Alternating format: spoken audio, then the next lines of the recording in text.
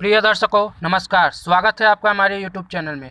आज हम आपको बताएंगे 12 भाव से हमें कुंडली से में क्या विचार किया जाता है। प्रथम भाव से हमारे पूरे शरीर के बारे में जाना जाता है कि हम स्वस्थ रहेंगे या बीमार रहेंगे, हमारा स्वास्थ्य कैसा रहेगा, और संपत्ति और आत्मा आदि के बारे में प्रथम भाव से विचार किया जाता है। दूसरे भाव से धन का विचार किया जाता है, वाणी का विचार किया जाता है, अपने परिवारजनों का विचार किया जाता है, और हीरे जवाहरात सोना चांदी ये सब का विचार, जितना भी हमारे पास लिक्विड मनी धन जितना भी हम संचय करके रखते हैं वो सब दूसरे भाव से विचार किया जाता है। पराक्रम भाव से छोटे भाई बहनों का विचार होता है, हमारे साहस के बारे में विचार होता है, हम कितने पराक्रमी होंगे जीवन में, इसका विचार किया जाता है। जो बड़े बड़े उद्योगपति होते हैं तीसरे भाव से उद्योग का विचार किया जाता है, जिसे हम व्यापार कहते हैं।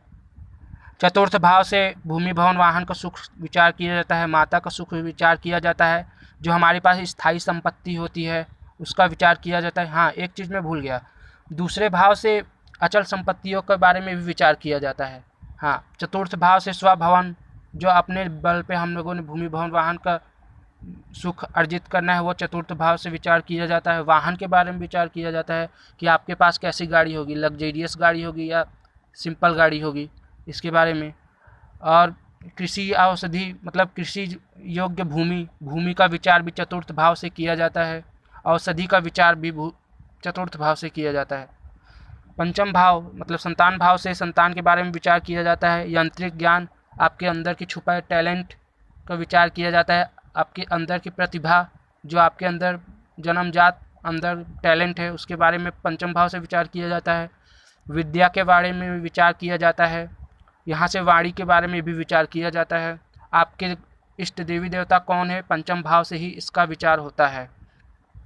रोग भाव, यहाँ से रोग के बारे में विचार होता है, हमारे शत्रुओं के बारे में विचार होता है, अरिष्ट के बारे में विचार होता है, बुरी आदतों के बारे में विचार होता है, बुरे कर्म के बारे में विचार होता है, रोग और ऋण के बारे में विचार होता है, बुरी आदतों के बारे में विचार होता है।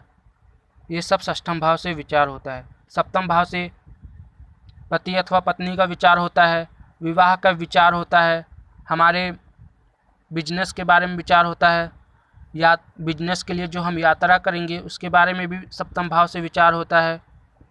बिजनेस पार्टनर का विचार भी सप्तम भाव से होता है। ये सभी का विचार सप्तम भाव से होता है। आयु भाव जिसे हम कहते हैं, यहाँ से आयु के बारे में विचार होता है। मृत्यु के बारे में विचार होता है, गुप्त शत्रुओं के बारे में इससे जाना जाता है, प्रारब्ध के बारे में जाना जाता है, दंड के बारे में अष्टम भाव से जाना जाता है, गुप्त रोगों के बारे में भी अष्टम भाव से जाना जाता है। नवम भाव से हमारे भाग्य के बारे में विचार किया जाता है, हमारे धर्म यात्रा, जो हम तीर्थ यात्रा करते हैं, धर्म यात्रा करते हैं, उसके बारे में जाना जाता है। हमारी उच्च शिक्षा के बारे में जाना जाता है, हमारी लंबी यात्राओं के बारे में नवम भाव से जाना जाता है। दसम भाव से कर्म के बारे में जाना जाता है, सरकार के बारे में जाना जाता है, प्रशासन के बारे में जाना जाता है, हमें जीवन में कितना मान सम्मान मिलेगा उसके लिए भी दसम भाव को देखना चाहिए। दसम भाव से ये सब विचार होता है। पद प्रतिष्ठा का भी दसम भाव से विचार होता है, आजीविका का भी विचार दसम भाव से होता है, और हम अपने जीवन में हमें कौन सा करियर अपनाना चाहिए जिससे हमें लाभ होगा, उससे का भी विचार दसम भाव से होता है। एकादश भाव से यहाँ से सभी प्रकार के लाभ का विचार होता है, हमारे जो बड़े भाई बहन हैं उनका विचार भी एकादश भाव से होता है, हमारे इच्छाओं का विचार भी एकादश भाव से होता है, और हमें गुप्त लाभ जो अचानक से लाभ होते हैं उसका भी विचार एकादश भाव से होता है। व्यय भाव, यहाँ से हमारे धन के खर्चे के बारे में विचार किया जाता है, विदेश गमन या विदेश में के बारे में। हाँ, द्वादश भाव से विचार किया जाता है। मोक्ष के बारे में विचार किया जाता है। भोग के बारे में 12वें भाव व्यय भाव से मतलब विचार किया जाता है। दरिद्रता के बारे में भी विचार किया जाता है, यहाँ से नीति के बारे में भी विचार किया जाता है, और यहाँ से स्वर्ग के बारे में भी विचार किया जाता है। यहाँ से हमारे पैर के बारे में भी विचार किया जाता है, यहाँ से हमारे मतलब पिंडली का विचार होता है एकादश भाव से। और दसम भाव से हमारे गेठुना का विचार होता है पैर के अंगों में। और नवम भाव से हमारे जांघ का विचार होता है। और अष्टम भाव से हमारे गुप्त अंग का विचार होता है। सप्तम भाव से भी गुप्त अंग का विचार होता है। षष्ठम से कमर के नीचे के अंगों का विचार होता है। सप्तम भाव से हमारी बुद्धि विद्या का विचार होता है। ये हो गया।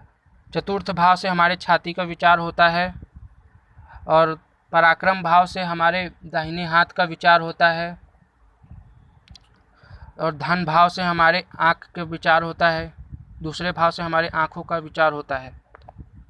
और प्रथम भाव से पूरे शरीर का विचार होता है। तो फ्रेंड, आपको हमारा वीडियो कैसा लगा? हमारे चैनल को लाइक, सब्सक्राइब, शेयर जरूर कीजिएगा और नेक्स्ट वीडियो के लिए हमें कमेंट जरूर कीजिएगा। Thanks for the watching video.